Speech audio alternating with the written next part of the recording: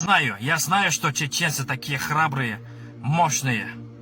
И тому что я знаю, что и узбеки тоже, кыргызы тоже, казаки тоже, все сильные, мощные ребята. От души пацаны все.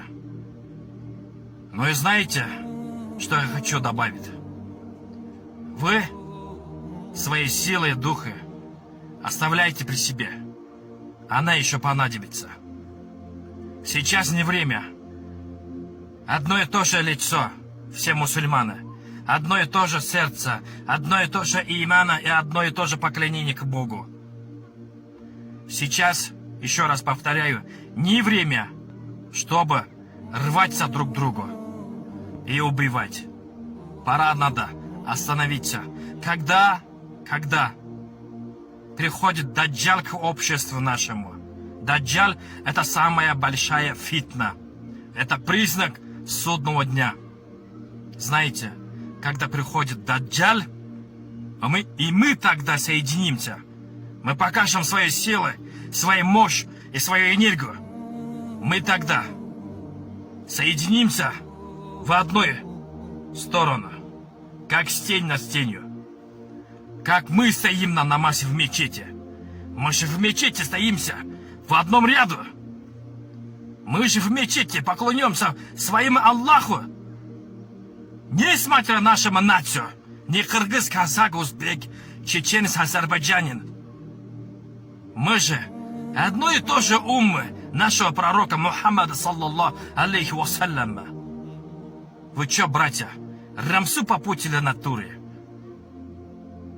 Сохраняйте свои духи, силы. Будет, иншаллах, тот день. Будет, иншаллах.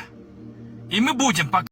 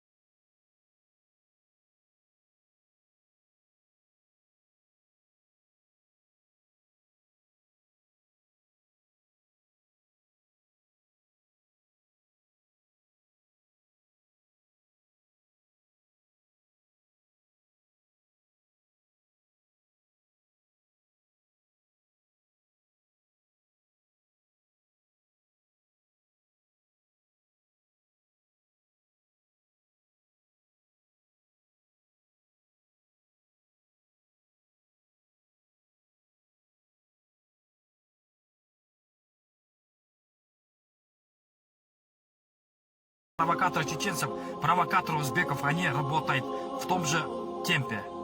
Но я всех призываю своим братьям мусульманам. Мы же есть мусульманы. Наша же религия одна, наша же Бог одна, наша же пророк одна.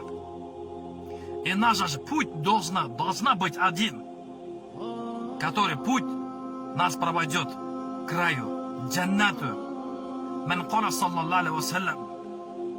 Ад-дунья сиджн аль-му'мин ва джаннатуль кафир. Придет время, и мы покажем.